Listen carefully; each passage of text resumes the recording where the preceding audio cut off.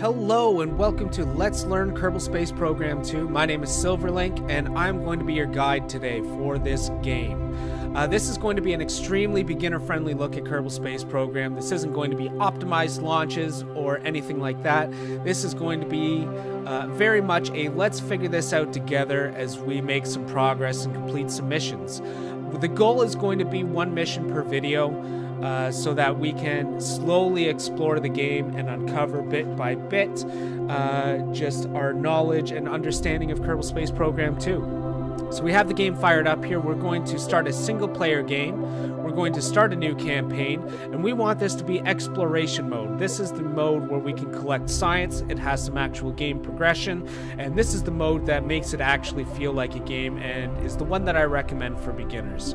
Our campaign name, let's call this Link's Launches, and we'll just leave the Kerbal Space Agency as our default name.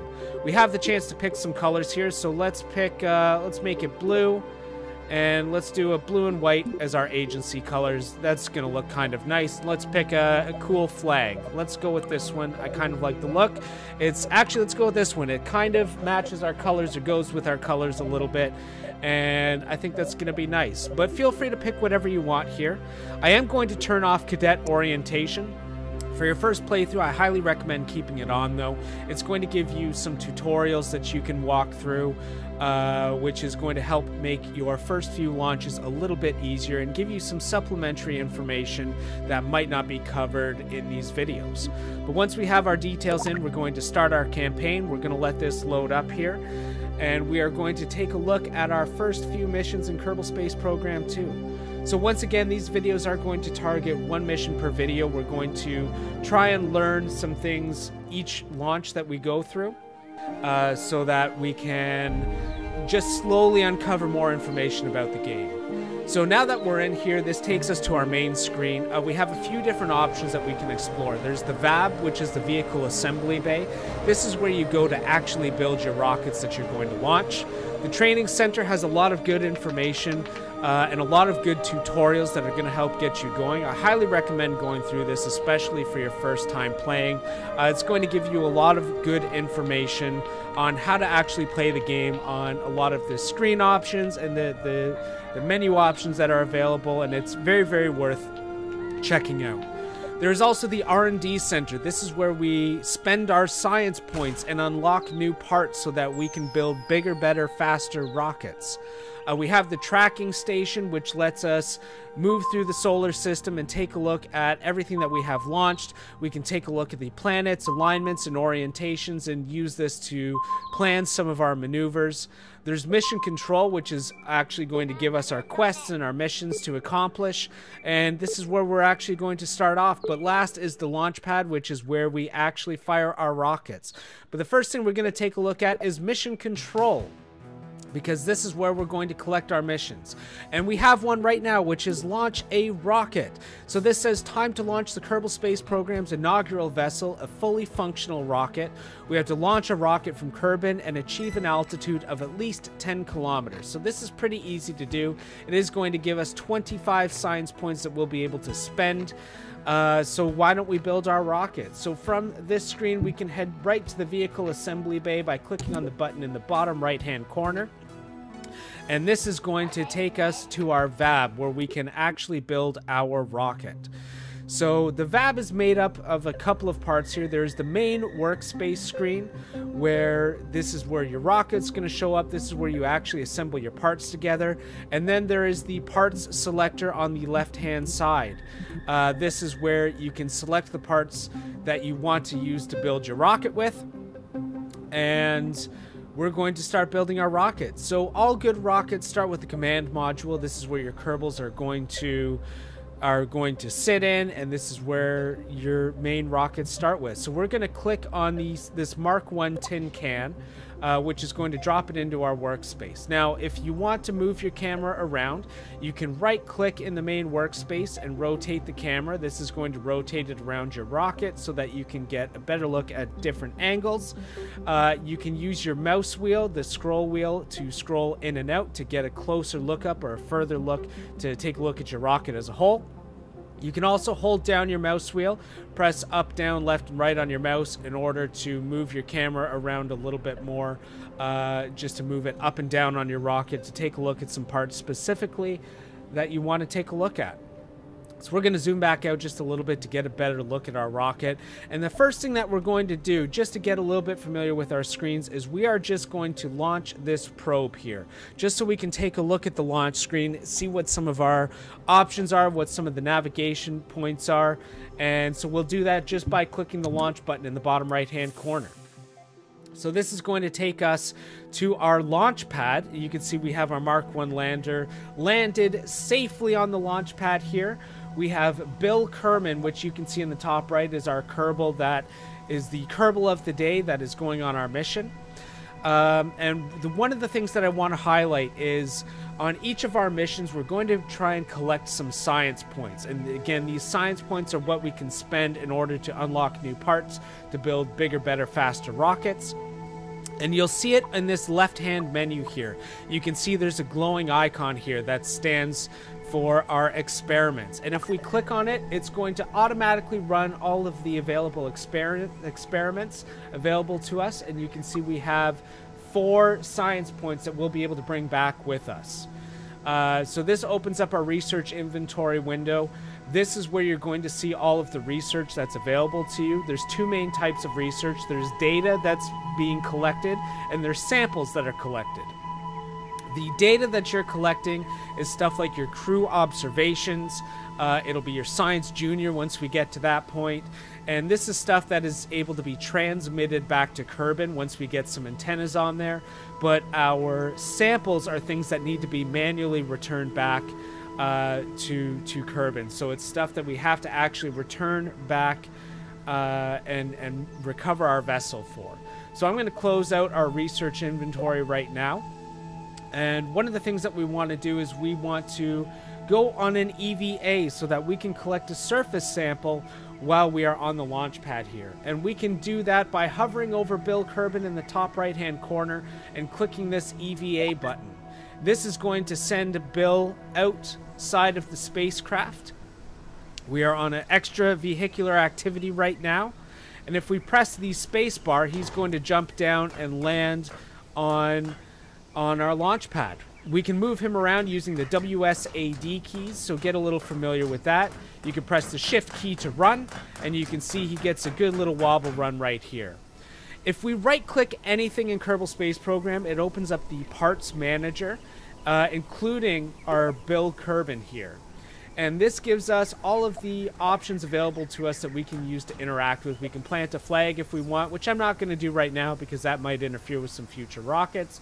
But we can run a surface survey, which is going to collect some samples from the surface here that we can take back with us just to gain a little bit more science. And the idea is in each biome that you enter, in each biome that you fly to or you land in, you want to collect a surface sample, you want to get a crew report just to get some additional science. So right now we have 10 science points worth of data and we have 18 science points worth of surface samples that we can return back and we can use to unlock some new parts. So let's close out here. This is everything that we wanted to do. We just wanted to get some quick little bit of science here. So we're going to reapproach our Mark 1 lander. We're going to press the F key on our keyboard in order to grab our ladder, and then we will hit the B key in order to re-enter our vessel. Since we don't have any rockets or anything attached here, there's not much else we can do, so we're going to hit the escape key, and then we will recover our vessel, which is going to bring us back to the Kerbal Space Station. It's going to collect our science points, and we will have those that we can spend. So let's head back to the Kerbal Space Center. However, we have not completed our first mission yet, which is why we're here. We want to reach that 10-kilometer mark. So let's head back to the vehicle assembly bay. And inside here, we're going to build our first actual rocket, which is going to launch us up. So once again, we're going to start with our Mark 1 tin can. This is going to be our main vessel here, and one of the first things that we need is a way to slow this down and bring it back down safely to Kerbin. So we are going to head over to the utility tab, which has our parachutes in here, and we have this Mark 16 parachute, which if we click on it, fits nicely on top of our Mark 1 lander can. So we're just going to click it on there, and you can see it attaches nicely, and it sort of snaps to grid there, and we're just going to click it so that it locks into place. So now we have a way to land safely, but we need something to launch with. But before we do that, we're going to add what's something called a decoupler here. This decoupler is going to be a stage, and this is going to break our rocket apart so that when we land, we are only landing with our Mark 1 tin can. That's just going to help reduce some weight and make sure our parachute is strong enough to land us safely. And that decoupler is going to help detach our fuel stage and our fuel and engine stages, so that we're just left with the lander can and it can be returned safely to Kerbin. So we attach our decoupler to the bottom here, but we need to add a fuel tank. So we're going to click on the fuel tanks tab, and let's put on an FLT 200, one of our big fuel tanks here, just so we can make sure that we reach the 10-kilometer mark. But we're just going to put one fuel tank on. And then we need an engine. So let's go to our engine. We only have one available. This is our swivel engine. So let's click that and let's attach it to the bottom here. This is going to let us launch up into space, hopefully reach the 10-kilometer mark. Then we'll detach our engines, and then we'll launch our parachute in order to land safely back home. So in order to do this, we need to take a look at our staging in the bottom right-hand side here. This is the order of operations for our spacecraft.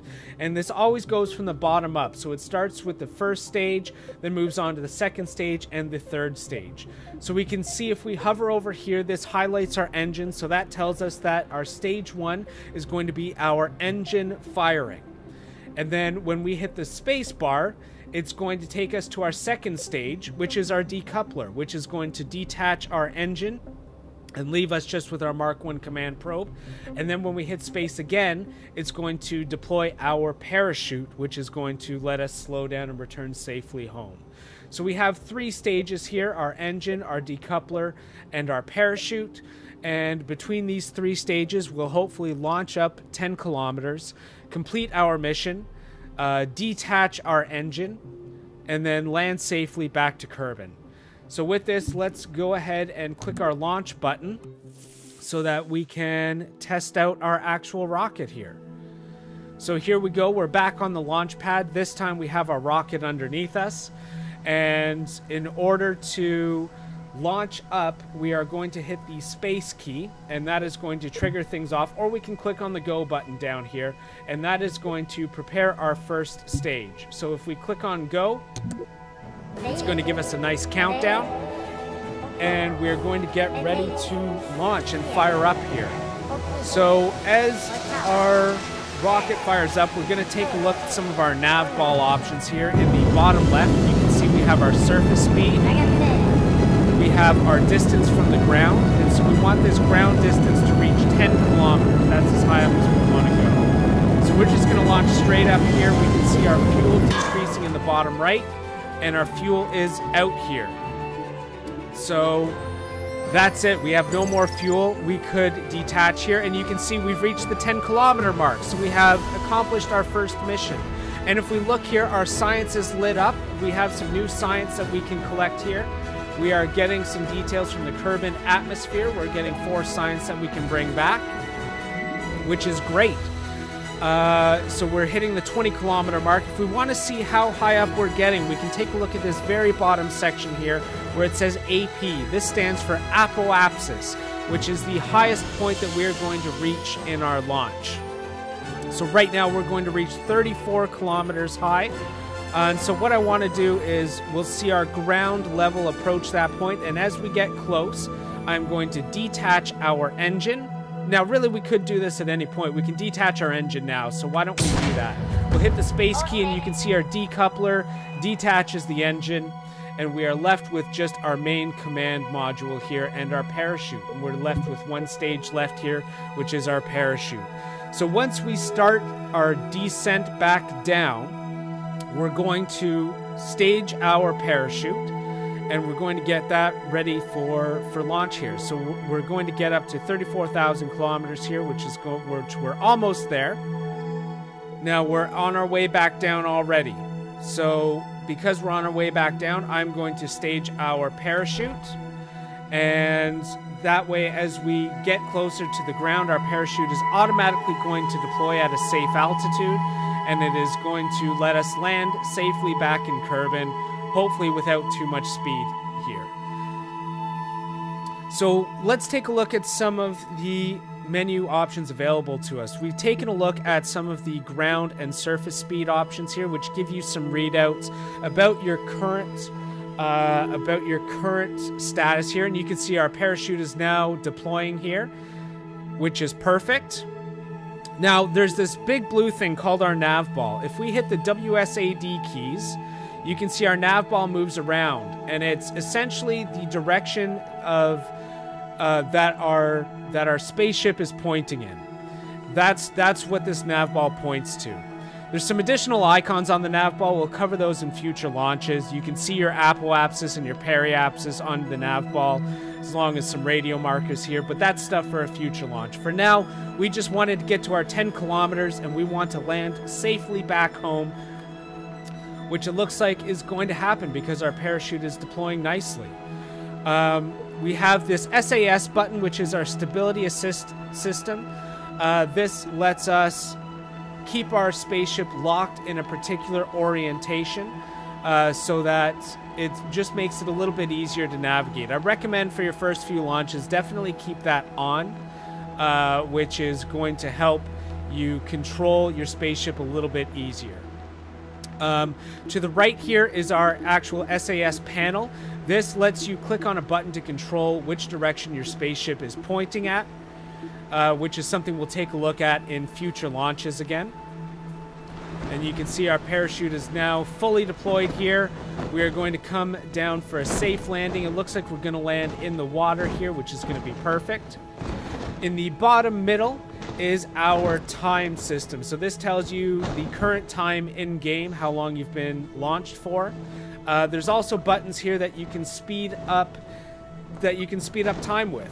You can control these by using the period and comma keys. I'm going to speed this up here. We can go, right now we can go up to 4 times faster. And this is just going to let us land a little bit quicker here. And again, you can control it either by clicking these buttons or by using the period and comma keys in order to increase and decrease your speed. It's generally good to speed things up when you don't have stuff to do, but when your parachute is going to launch or something like that, it's generally good to go back to 1x just to make sure that nothing wonky happens. And here we go, we have landed, and let's take a look whether we can get an EVA here. Let's see if we can collect some more surface samples. Let's jump off here and let's run a surface survey, because we are still landed at the Kerbin Space Center, so we didn't get quite far enough away, so I don't think we're going to get any new science here. But if you manage to land in the water or anything like that, you might be able to collect some more science. So we're going to close this out. We are going to head back to our spaceship. We're going to head back in. We're going to hit the escape key, and we are going to recover our vessel. We'll head back to the Kerbal Space Center here, and if we take a look at our mission control, we can see our launch a rocket mission is now completed. We can submit this. We can get our 25 science for it. It says, "Welcome back. Thrilling work on the launch pad today. A reporter passed out because of all the excitement. Then again, it could have been the rocket fumes. They asked all about you, but I just said no comment. I think the joke went over their heads. Anyways, you're off to a great start after our debrief. Submit your science report to earn some science, and don't forget to swing by the R&D Center to see what new parts are available. The folks at R&D have some ideas for cool advancements, and a little bit of science can make those ideas real. When you're done unlocking new technologies, return here for your next mission." So here we go. We get a nice little animation We have launched our rocket. We achieved an altitude of 10 kilometers, and we've gotten 25 science for this. So we now have a new mission, which is out of the atmosphere. This is going to get us 50 science, and this time we need to reach an altitude of 70 kilometers. We are trying to exit the atmosphere this time. So we can do the same kind of mission, but we'll save that for next time. As we get a launch up, and this time we just try and go a little bit further. So let's take a look at the R&D center to see what science we can unlock here. You can see right now we have 57 science that we can spend here. We have one option available to us, which is our light launchers. It's going to cost us 10 science in order to unlock here. We're going to get a new engine called the Reliant. We're going to get a new larger fuel tank, the FLT 400. We're going to get some radial decouplers, and we are going to get some aerodynamic nose cones. So this is going to let us build some bigger, better, faster rockets. Let's collect these here, and let's just start with that. We don't really need to get any more science for the missions that we need to do right now. So let's just grab that first one, and that will prep us nicely for next time. So let's head back to the escape menu. Let's head back to Kerbal Space Center. And there we go. We have our first mission completed. We have launched a rocket. We've hit the 10-kilometer mark, and we have landed safely back at Kerbal Space Center. Definitely try that out a couple of times. When you're in the air, feel free to use the WSAD keys to move your rocket around in different orientations and different directions. You'll land in different spots so you can collect some additional science, and try to do a couple launches like that just to get the hang of moving around, of navigating the screens and understanding what a lot of the menu options are and what some of the menu options available to you are. Once you take a look at those and are familiar with them, you can move on to your next mission. Definitely try to build out this rocket for yourself, but in our next video, we'll build out one that reaches the 70-kilometer mark and returns home safely. And that's going to be it for today's video. Thank you so much for watching, guys. I hope you enjoyed it. Stay tuned for the next one coming out. We're going to continue taking on one mission at a time, and we're just going to take this slow and steady and keep this very beginner friendly. So thank you for watching, and we'll see you all next time. Bye for now.